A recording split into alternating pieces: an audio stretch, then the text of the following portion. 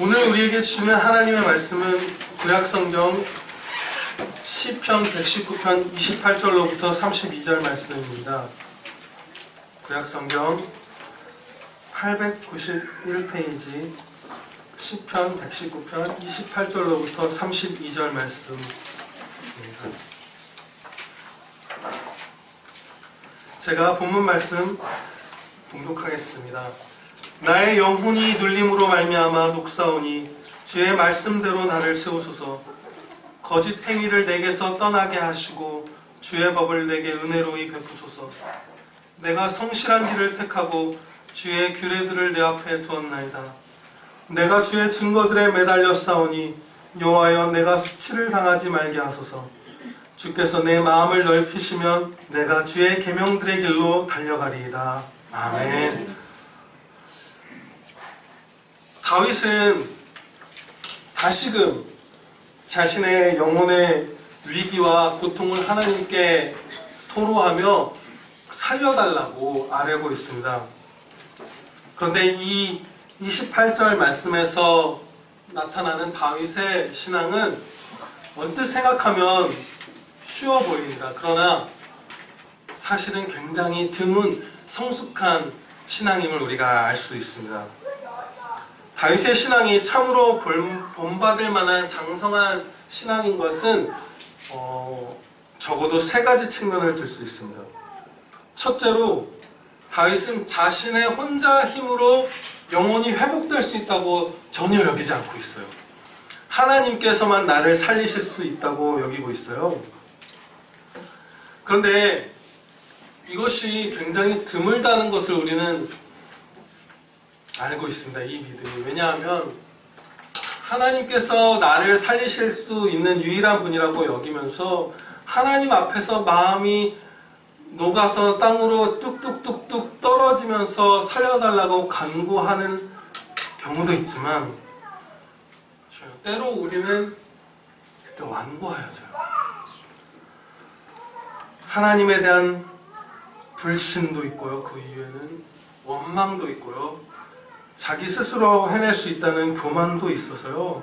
그것들이 다 섞여서 그 고통의 날에 마음이 주님 앞에 녹아져 내리며 살려달라고 구하기보다는 내가 해결하겠다는 식으로 안타까운 마음을 품기도 해요. 그리고 두 번째로 이 다윗의 신앙이 성숙한 이유는 하나님께 오직 감사만 드리고 있다는 거예요. 원망이 전혀 없어요. 하나님께서는 원망받으실 이유가 전혀 없으시잖아요. 영원부터 영원까지 우리에게 후하게 베푸신 것 뿐이잖아요. 죽어야만 하는 이 죄인을 위해서 십자가에 달려 죽으시고 그 예수 그리스도를 독생자를 십자가에 내어주신 하나님이시니 오직 우리가 감사드릴 것 뿐인데 다윗도 그저 하나님께 자비와 은혜를 구할 뿐 어떻게 제게 이러실 수 있습니까? 이런 게 전혀 없어요. 그냥 감사만 하는 거예요. 그리고 세 번째로 다윗은 하나님께서 자신을 도와주시는 것을 당연하게 여기지 않아요. 은혜로 여겨요. 내가 하나님께 얼마나 순종한 다윗인데, 내가 10대에 골리앗을 무너뜨린 다윗인데 저한테는 적어도 이 정도 은혜는 베푸셔야 하는 건 아닙니까? 이런 마음이 전혀 없고요.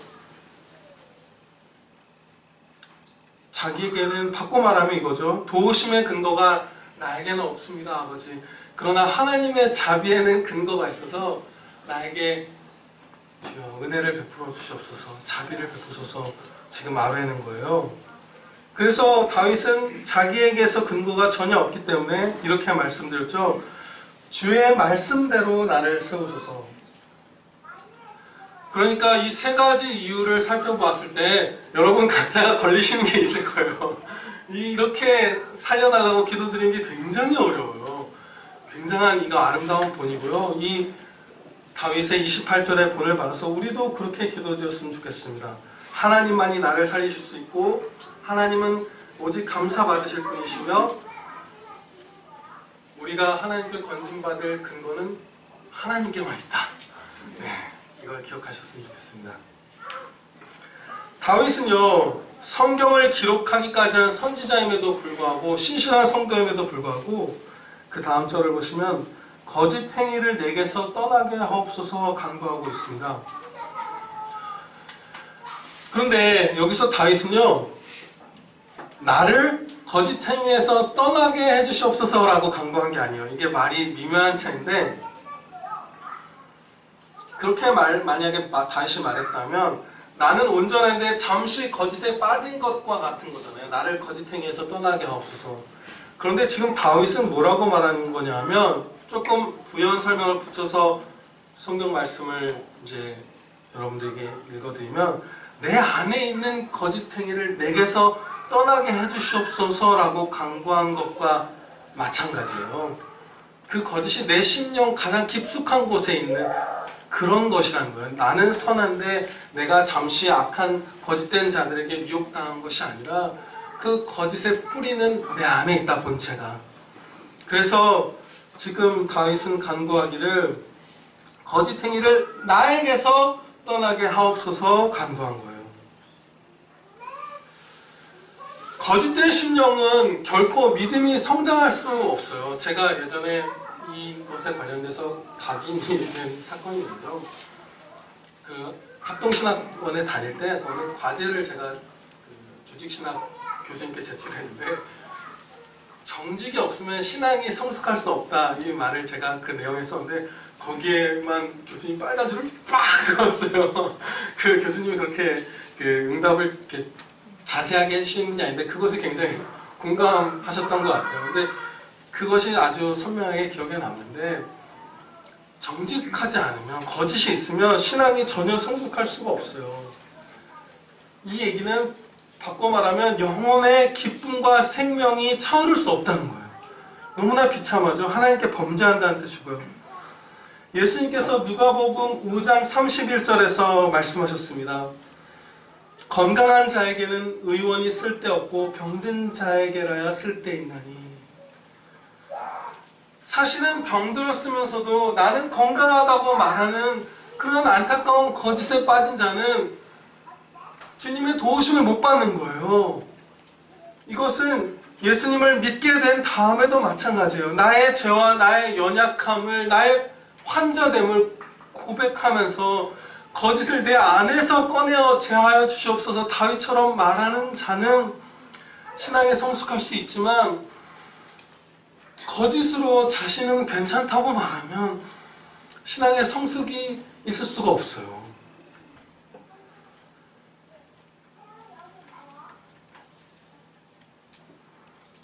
이처럼 우리 마음에 너무나 비참한 결과를 낳는 죄악인 거짓, 이 거짓을 죽이는 방법은 한 가지예요. 다윗도 그것을 구하고 있습니다. 무엇이냐면, 거짓 행위를 내게서 떠나게 하시고 주의 법을 내게 은혜로이 베푸소서. 하나님의 말씀, 예수님의 말씀으로만 우리의 심령 안에 있는 거짓이 드러나고 그 거짓이 제거되기까지 하는 거예요. 드러나게 하시는 이도 예수님 뿐이시고요, 그 거짓을 제거하시는 이도 예수님의 그 말씀, 예수님 한 분뿐이세요. 그래서 다윗이 이 거짓을 제거하는 것과 동시에 주의 법을 구하는 건데요, 이 예수님의 말씀이 우리 영혼 가장 깊은 곳에 있는 거짓을 제거해 주시는 대표적인 장면이, 여러분들 복음서 마태, 마가, 누가에 다 보신 부자 청년의 이야기예요. 여러분들 기억하시죠? 그 부자 청년은 신앙을 가지고 있었고요, 관리였고요, 국가에. 그리고 부유한 성도였어요. 그런데 그 당시 유대인들의 신앙 관념에는 잘못된 거죠. 성도가 부자면 그게 다 하나님의 축복으로 알고 있었어요, 대부분. 마치 욥의 친구들이 빠졌던 그 오직 보응의 원리밖에 없다고 믿는 그 신앙이 이어져 온 거예요. 죽을 병에 걸리면 그것은 무조건 그 사람의 특별한 죄 때문이고, 그 사람이 부유하거나 높은 자리에 올라가면 그것은 다 그 사람의 그 선함 때문에 받은 축복이라고 여겼던 거예요. 그 욥의 친구들이 했던 것과 마찬가지로. 그러니까 이러한 상황을 고려하고 또 한 가지 상황을 고려하면, 그 당시 유대인들은 자신의 선한 행실로 1등부터 꼴찌까지 쭉 등수를 매겨서 상위 한 20-30%는 천국에 가고 순서대로 그렇게 여겼던 거예요. 오늘날에도 우리가 항상 경계하는 그 나의 행위로 말미암는 구원에 대한 믿음이 있었어요. 그러니까 그 기준, 이 두 가지 기준에 맞추어서 생각해보면 이 부자이며 성도이며 나라의 관리기까지 한 이 청년은 진짜 천국 갈 1순위의 성도인 거예요. 최고의 성도인 거예요. 복도 많이 받았고 높은 자리에 올라갔으니 이제 뭐 더 이상 천국 이 사람이 못 가면 아무도 천국 못 가는 사람인 거예요. 그런데 이 청년이 예수님께 나와서 무릎을 꿇어앉고 이렇게 물었습니다. 선한 선생님이여, 내가 무엇을 하여야 영생을 얻으리이까? 예수님께서 말씀하셨습니다. 네가 어찌하여 나를 선하다 일컫느냐? 하나님 한 분 외에는 선한 이가 없느니라. 지금 이 청년이 예수님을 선하다고 말씀드린 것은 예수님이 참 하나님이심을 알고 선하다고 한 게 아니에요. 이 청년은 그걸 몰랐잖아요. 지금 이 청년은 인간도 충분히 선해서 그 선함으로 구원받을 수 있다는 그 믿음을 갖고 나보다 선한 일 더 많이 하고 나보다 존경받을 만한 인간으로서 당신이 나보다 한 몇 등쯤 위에 있는 분입니다 라고 그렇게 해서 인간인데 선하다고 여긴 거예요, 예수님을. 그런데 예수님은 지금 대답하시기를 어찌하여 나를 선하다 하느냐? 하나님 한 분 외에는 선한 이가 없느니라 이렇게 말씀하시면서 이 청년에게 있는, 물론 그 당시 모든 유대인, 대다수의 유대인들에게 있었던 거짓, 뭐냐면 사람이 선하여서 그 선함으로 구원받을 수 있다는 거짓을 깨뜨려 주신 거예요. 하나님만 선하다. 너 안 선해. 네가 나를 사람으로 여긴다면 나는 안 선하지. 그냥 일반 사람처럼 여겼다면, 그러나 나는 선하다. 왜냐? 나는 참 하나님이며 참 사람인 메시아이기 때문에. 그러나 선한 자는 아무도 없어. 그 거짓을 1차로 드러내신 거예요. 그리고 이어서 예수님께서는 청년에게 이렇게 말씀하셨습니다. 마가복음 10장 21절에서 말씀하시기를, 예수께서 그를 보시고 사랑하사 이르시되, 사랑하셨어요. 이 사실을 여러분 이렇게 붙드시고 이 말씀을 적으세요. 청년을 정말 사랑하시는 거예요. 너에게 아직도 한 가지 부족한 것이 있으니 가서 너에게 있는 것을 다 팔아 가난한 자들에게 주라. 그리하면 하늘에서 보화가 너에게 있으리라. 그리고 와서 나를 따르라 하시니. 이 말씀을 우리가 오해하는 경우가 있더라고요. 저도 순간순간 오해하는 것 같아요. 무슨 말씀이냐면 예수님께서는 여기서 그냥 단지 재산을 포기하라 이 말씀을 하신 게 아니었어요. 여러분 그런 식으로 기억하셨던 분들 있으신가요? 지금 예수님께서는 일종의 큰 이익이 있는 투자를 가르쳐 주시듯이 말씀하셨어요. 너에게 있는 것을 다 팔아 가난한 자들에게 주면, 그 썩어 없어질 재물을 가난한 자들에게 주면 하늘에 썩지 않는 영원한 보화가 너에게 있으리라. 그 투자예요. 그 영리한 유대인, 그 부유한 상인이었을 수도 있죠. 기본적으로 그 얼마나 유대인들이 빨라요. 그 이익에, 그 거래에. 그에게 야 진짜 좋은 정보를 듣게 하신 거예요. 여기서 그 보잘것없는 너의 재물을 나누어주면 훨씬 더 풍성한 금은보화가, 금은보화라고 하면 오해할 분도 있으니까 우리 교회 분들 오해 안 하겠지만 훨씬 더 큰 상이, 복이, 은혜가 너에게 있을 거다 말씀하신 거예요. 그러면 여기서 청년이 정말로, 이 청년이 영생과 천국을 쫓아서 나온 거잖아요. 그렇게 나왔다고 하잖아요. 정말로 천국이 실제한다고 믿었고 천국을 정말로 바랬으면 자신의 재물을 나눠주고 천국의 보화를 받았겠죠. 그런데 이 청년이 근심하다가 그 길을 택하지 않고 일단은 돌아갔거든요. 나중에 돌이킬 수 있지만. 그러면 이 청년은 사실은 천국이 실제한다는 믿음이 없었던 거예요. 그리고 실제로 천국을 그만큼 바라지 않았던 거예요. 그렇게 정말로 실제한다고 믿고 바랬으면 그 투자를 했겠죠. 그래서 그 거짓을 드러내신 거고요. 또 이 청년은 예수님께 나를 따르라 하는 말씀을 들었어요. 최고의 은혜를 입은 거죠. 예수님을 따라가며 영생을 받을 기회가 주어진 거예요. 그런데 이 청년은 그 길도 마다했어요. 재물도 팔아서 나눠주지 않았고요. 그리고 재물은 팔았으나 예수님만은 제가 못 따라가겠어요 한 게 아니라 둘 다 마다한 거예요. 그러면 이 청년이 영생의 가치를 몰랐던 거예요. 이 땅에서의 잠시 잠깐 한밤의 경점 같은 삶이 있고 영원한 생명이 있고 그 대비를 실제적으로 이 청년의 마음속에서 비교를 해보았더라면 예수님을 따랐겠죠. 그런데 예수님을 안 따랐잖아요. 그러면 이 청년에게는 영생에 대한 진정한 사모함이 사실은 안타깝지만 없었던 거예요. 그러니까 예수님께서 정말 참 하나님이신 예수님께서 이 대화를 통해서 이 청년의 가장 깊이 있는 거짓을 드러내서 제거해 주신 거예요. 얘야, 내가 사랑하는 아들아, 얘야, 너에게는 천국에 대한 믿음이 아직 없어. 네가 영생을 바라지 않고 있구나. 예수님의 자녀가 주님의 말씀을 영혼에 새겨 듣고 순종하면 반드시 거짓이 제거돼요. 그러면서 신앙이 성숙하고 그 은혜가 강같이 흘러넘칩니다. 왜 이렇게 자상하게 이렇게 권능과 지혜로 우리 안에 있는 거짓을 꺼내주시고 제거해주세요. 얼마나 품격 있게 말씀해 주셨어요. 자비하게. 전혀 수치스럽지 않아요. 이 청년은 돌아가면서 벌써 생각했을 거예요. 주님이 하신 말씀을 곰곰이 생각해 봤을 거 아니에요. 정말 나에게는 천국에 대한 믿음도 영생에 대한 소망도 없었구나. 그리고 그 주님의 신적인 그 지혜의 말씀을 생각하면서 아마도 이 청년 천국 갔을 거예요. 그렇죠? 예수님이 사랑하시는 이 형제님이. 마찬가지예요. 우리도 하나님의 말씀으로만 거짓이 제거되고 신앙이 성숙하여 은혜 충만한 찬양의 삶을 살 수 있어요. 네.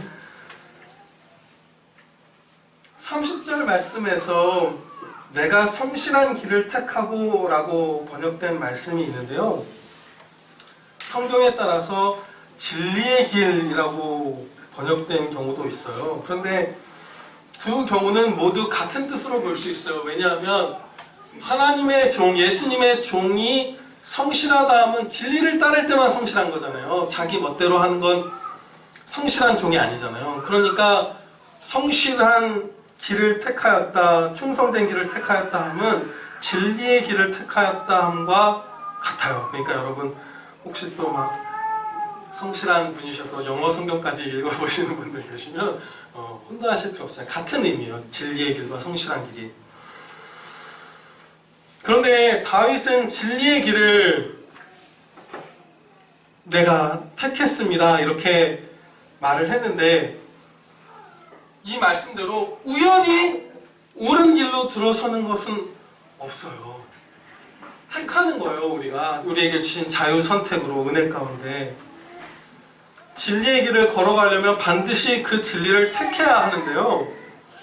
여러분들 아시다시피 우리 삶에는 날마다 매 순간 진리의 길과 거짓의 길이 항상 있어요. 여기서 순종하느냐 불순종하느냐의 선택지가 항상 있는 거예요. 그런데 여러분 하나님의 말씀을 따르는 그 진리의 길과 내 정욕과 사단의 거짓을 따르는 그 길 중에 어느 것이 더 마땅하고 복되고 즐거울까요? 당연하게 느껴지죠, 여러분. 그런데 이 비교에 있어서 우리가 종종 이상한 판단을 하는 경향이 있는 것 같아요. 자, 한 가지 가정을 해볼게요. 만일 여러분이 지난 살아온 20, 30년 혹은 10몇 년, 40, 50년의 날 동안 실제 살아온 것보다 한 10배쯤 하나님의 말씀에 더 순종해서 살아온 걸로 생각해보세요. 주변 사람들을 훨씬 더 넓은 마음으로 뜨겁게 사랑했고 항상 기도하며 응답받았고 훨씬 더 성실했고 더욱 지혜로웠고 늘 정직하고 겸손하고 신중하여서 수치를 당할 일들을 하지 않았고 하나님과 예수님을 더욱 많이 알고 더욱 사랑한 삶을 여러분들이 살았던 거예요. 그러면 아마 여러분 예수님을 믿는 모든 분들이 판단하기를 그 삶이 지금의 삶보다 더 좋았겠죠? 확신하시나요? 정말로 그렇게 판단하세요? 여러분이 하나님의 말씀대로 10배 더 충성했으면 지금 내가 살아온 인생보다 혹은 지금 내 자신보다 훨씬 더 많은 은혜와 복이 나에게 있었을 거다. 네, 다 고개 끄덕이셨죠? 동의하시죠? 그런데요, 신기하게도요, 오늘의 삶과 앞으로의 삶을 선택하는 데 있어서는 하나님의 말씀대로 살아가는 것이 당연히 복될 것이라고 생각을 안 해요, 우리가. 하나님의 말씀 반, 세상의 지혜 반, 섞어서 적절하게 균형을 맞추는 그런 삶을 나의 최선이라고 선택하는 거예요. 과거를 돌아볼 때 우리가 다 동의하셨잖아요. 제가 4번쯤 물었잖아요. 정말로 하나님의 말씀대로 살아왔던 삶이 복됐을까? 그런데 여러분의 길을 택할 때 혹은 자녀들의 길을 인도할 때 우리가 그렇게 안 해요. 문제는 이상한 오류가 벌어지는 거예요. 왜 우리 안에 이런 게 있을까? 나의 거짓, 나의 연약함, 사단 마귀들의 공격과 세상 사람들의 공격에 우리가 연약하게 흔들리는 거예요. 그래서 그렇게 속아서 우리가 이상한 판단을 내려요. 하나님의 말씀 한번 갖다가 정욕 한번 따랐다가 세상의 가치 한번 갖다가 그러면 10년 후에 또 해야 합니다, 여러분. 네. 도대체 우리 왜 그런지 모르겠어요. 네. 하나님의 말씀만 따라 사는 것이 정말로 유일하게 복되고 즐거운 길임을 우리 다 알고 있어요. 여러분들 아까 확신해서 4번이나 끄덕이셨잖아요. 그게 어떻게 가능한 거냐면 여러분 아시는 바대로 전혀 본 적도 없고 맛보지도 못한 것을 소망하는 건 불가능하잖아요. 예를 들어서 바다를 본 적도 없는 아기가, 무슨 어린아이가 나 좀 파도를 서핑 타고 싶어 이런 소망을 갖는 건 불가능하잖아요. TV로라도 파도를 봐야 거기서 뭐 좀 타고 놀까 상상을 해보지, 전혀 TV도 없던 시기에 바다와 파도와 아무것도 본 적 없는 아이가 무슨 서핑을 하고 이런 것들을 꿈꿀 수는 없잖아요. 수영을 꿈꿀 수도 없고 아무것도 소망할 수 없잖아요. 어느 정도는 맛보고 알아야, 목격해야 그것을 소망할 수 있잖아요.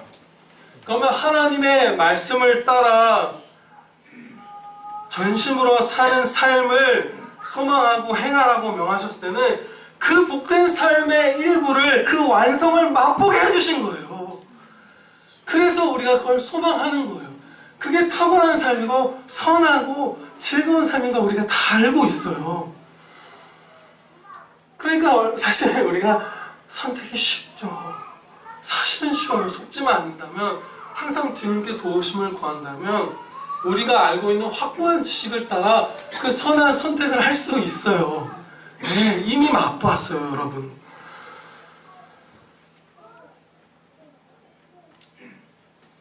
이 선포는 해야 될 것 같아요. 더 이상 거짓에 속지 말고 날마다 오직 진리이신 하나님의 말씀만을 선택하는 거룩하고 복된 자녀들이 되시길 바랍니다. 아멘. 네.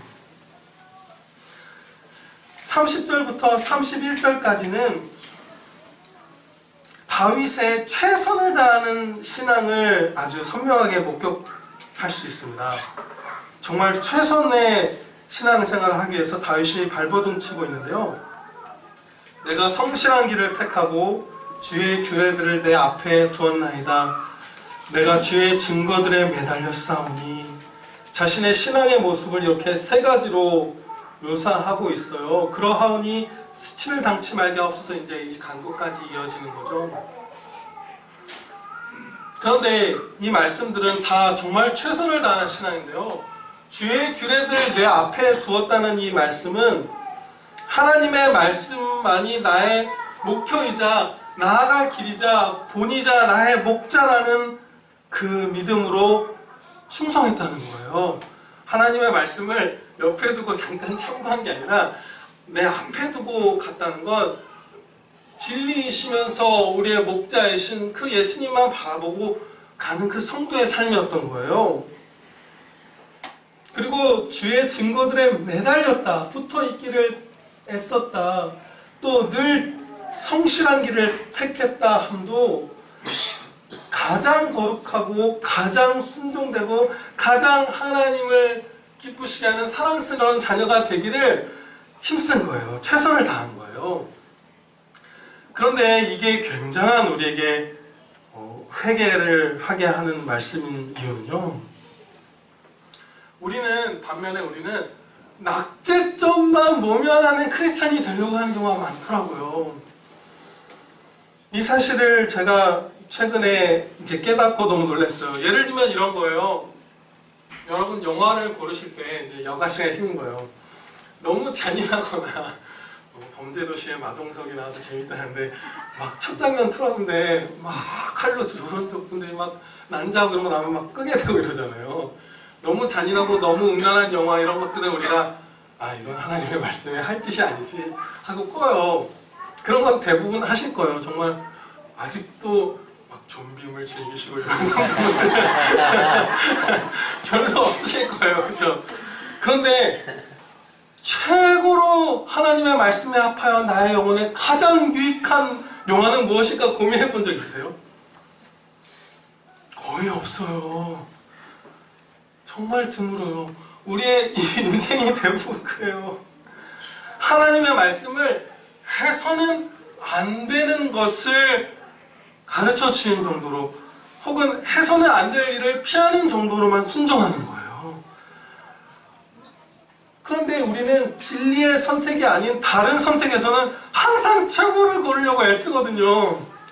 가장 좋은 제품, 막 스피커 하나 사는데 저도 막 며칠을 밤새워요. 가장 가성비 좋은 호텔, 가장 맛있는 식당, 가장 좋은 직장, 가장 유망한 전공, 늘 최선의 것을 택하는 것이 당연하잖아요. 최선의 선택을 안 하면 야 너 진짜 왜 그래 답답해 하잖아요. 우리가 서로. 그런데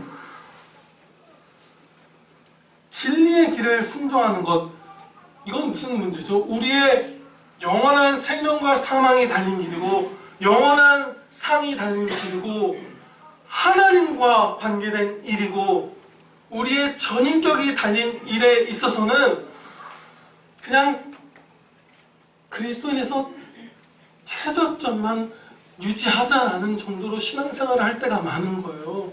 낙제만 모면하자. 이게 왜 안 돼요? 이거 안 되는 거 아닌가? 이건 너무한 거 아닌가? 이런 점검만 하는 거예요. 아버지가 뭘 하면 제일 기뻐하실까? 최고로 아름다운 길은 무엇일까를 생각하지 않는 거예요. 그래서 우리는 이제 이 다윗처럼 살아야 되는 거예요. 여러분 최고의 영화를 택하십시오. 영화 안 보는 선택지가 나올지도 몰라요. 최선의 것을 항상 택하시고요. 여러분들 하나님께 이게 왜 안 돼요? 이런 원망의 자리에 그 수준에 머물러 계시지 마시고요. 아버지 어느 거 더 기뻐해 주십니까? 이거를 물으시고요. 자녀된 여러분들 부모님께 뭐 엉뚱한 일탈 같은 거 하면서 이거 왜 허락 안 해주세요? 이게 뭐 얼마나 나쁘다고 하시지 마시고 그런 생각에 빠져 있으면 이렇게 생각해보세요. 이게 나에게 최선의 길인가를 생각해보세요. 정말 최악의 나쁜 것만 부모님이 걸러주시기를 요구하지 마시고요. 소망하지 마시고 최선의 것을 부모님 안에서 하나님 안에서 그리스도 안에서 항상 바라세요. 네. 이렇게 최고의 자녀가 되기를 힘쓰는 자들은 수치를 당하지 않게 해주세요. 네. 우리가 수치를 당하는 대표적인 원인은 어리석은 행동과 죄악된 행동이에요. 막 밤에 잘려나가도 그 내가 행한 과오가 생각나서 막 가슴이 뛰고 부끄러워서 어찌할 바를 모르잖아요. 막 그 속이 그야말로 타서 녹을 만큼 우리가 수치를 느끼는 행동들을 하잖아요. 죄를 범하잖아요. 그런데 하나님의 말씀을 늘 앞에 두고 최선의 것을 택하려고 하는 사람은 주님의 자비를 입어서 그 수치스러운 일을 거의 안 행할 거예요. 네. 그리고 하나님께서는 그렇게 충성된 자녀의 그 허물을 덮어주세요. 그 다윗의 죄를, 또 솔로몬의 죄를, 그런 충성되었던 주의 아들 딸들의 죄를 상당히 하나님께서 많이 그 벌을 경감시켜 주셨어요. 그 수치를 당하지 않게 해주셨어요. 너희에 대해서는 그 형벌을 일어나지 않게 해주겠다 말씀하신 그 말씀을 기억하시죠? 정말 자비하심을 입게 되는 거예요. 설령 우리가 죄를 범했다 하더라도. 더하여 이렇게 최선의 신앙생활을 하는 사람들은 수치를 모면하는 것뿐만 아니라 하나님께 최선을 다해서 영광 돌리는 그 영광된 삶을 살아요. 네.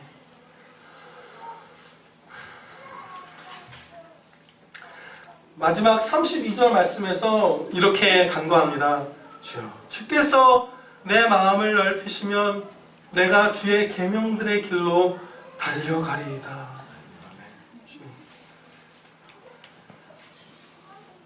하나님께서 우리의 마음을 넓혀주셔야만 우리가 하나님의 말씀 가운데로 달려갈 수 있는 거예요. 네, 가만히 앉아있거나 겨우 걸어가는 게 아니라 달려가려면 진짜로 넓은 마음이 필요해요.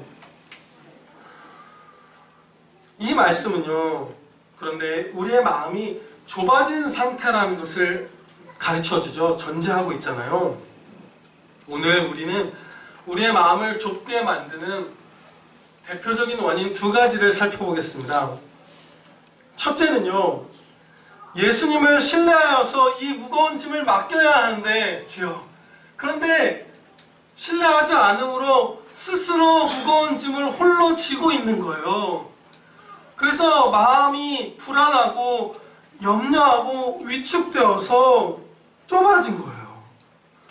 그러면 용기 있게 하나님의 영광을 위하여 발을 내딛기가 힘들고 이웃을 내 몸과 같이 사랑하기 위하여서 그 용맹스러운 신앙의 행보를 내딛기가 어려워져요. 두려움에 사로잡혀 있으니까, 위축되어 있으니까, 이 짐이 해결할 바 없을 것처럼 여겨지니까 마음이 짓눌려 있는 거예요.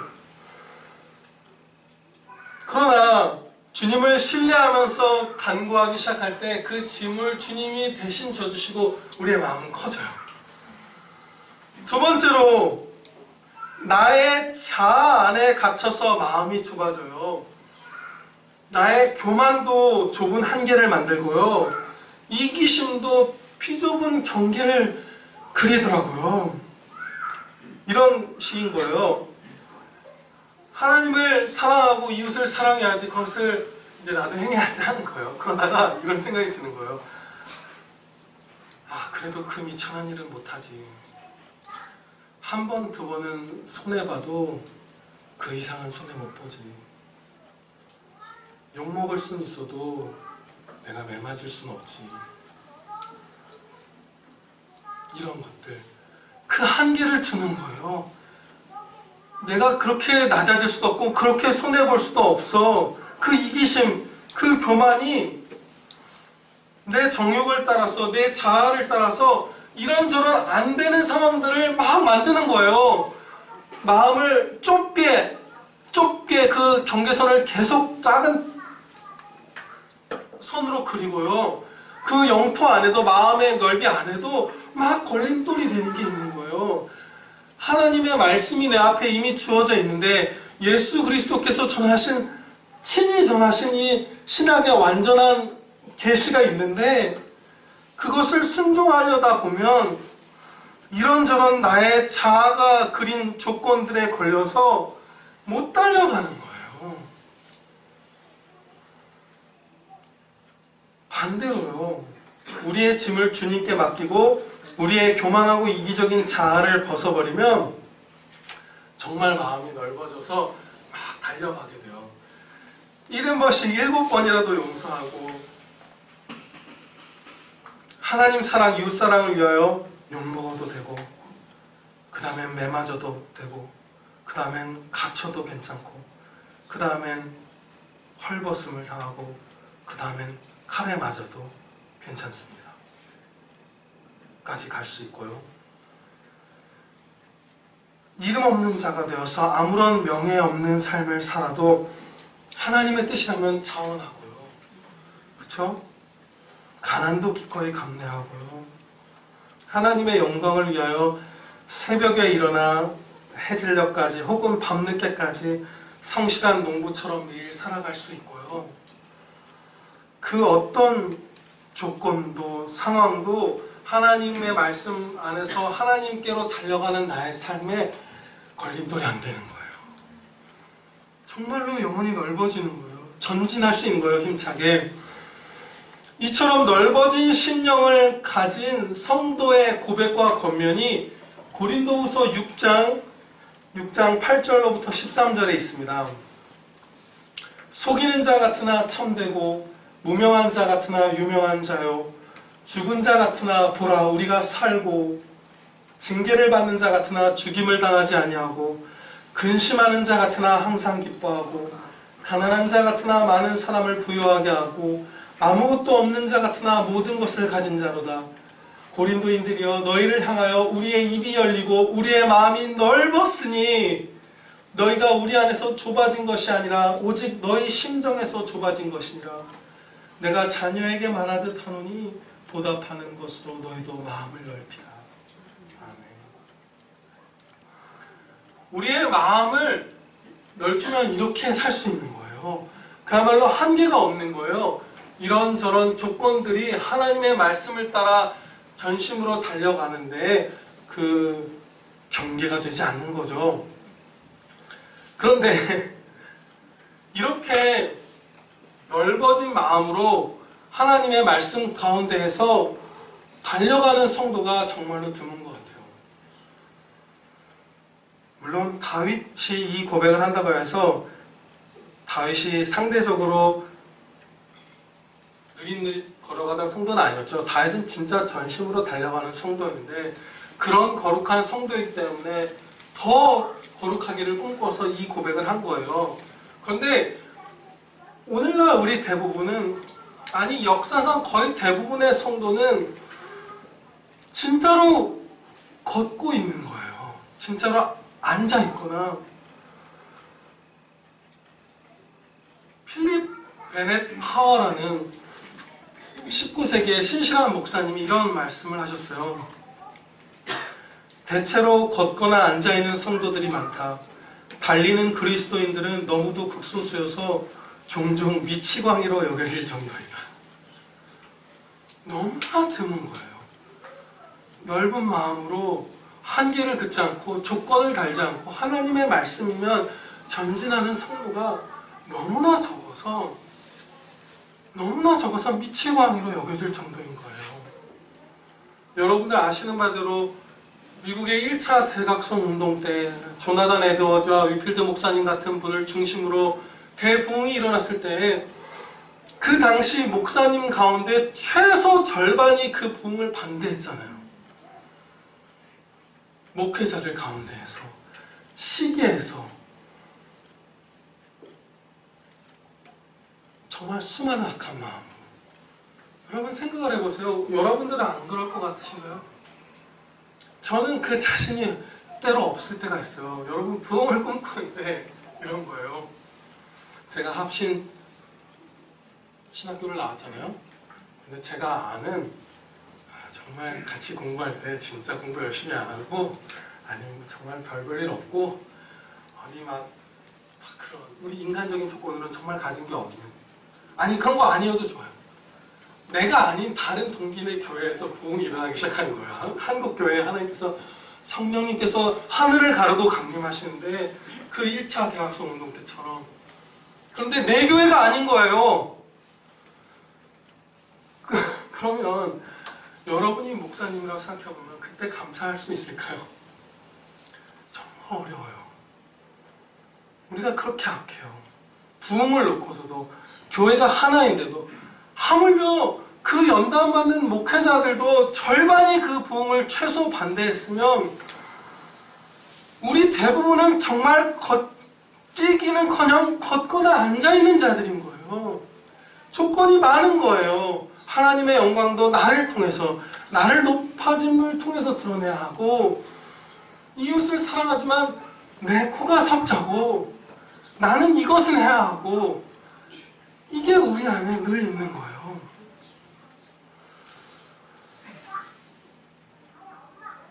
우리에게도 동일한 지금 투자 같은 게 있는 거예요.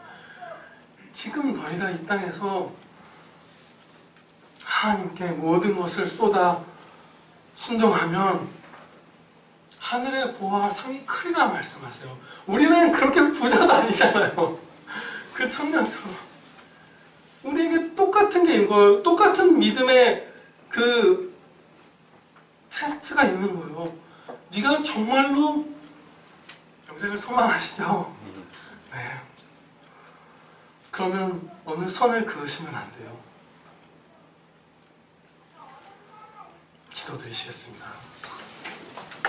하나님 아버지, 저희가 이 정도는 제가 누려야 하고, 이 정도 명망은 가져야 하고, 이 정도 재물도 있어야 하고, 자녀들에게 이 정도는 해줘야 하고, 이런 고난은 당하기 싫고 저런 고난도 피하고 싶고, 이 모든 조건들 다 내어 걸고서 이제 주님 순종하겠습니다 말하는 자들 되지 않게 하여 주시옵소서. 저희의 마음이 저희의 자아 안에 노예처럼 갇혀서 너무도 좁아진 것을 불쌍히 여겨주시고 용서하여 주시옵소서. 저희의 마음을 심히 넓어지게 하여 주시옵소서. 그리하여 하나님께서 보내시는 곳이면 어디든 나아가서 찬양의 삶을 살게 하여 주시옵소서. 또한 저희를 짓누르는 세상 모든 환난과 짐들을 스스로 짊어지고 위축되어 영혼이 좁아지지 않게 하여 주시옵소서. 나의 주, 나의 구원자, 나의 남편, 나의 아버지 예수 그리스도께 나의 모든 무거운 짐을 맡기고 이제 우리는 힘차게 뛰어가게 하여 주시옵소서. 감사드리오며 예수 그리스도 이름으로 기도하려옵나이다. 아멘.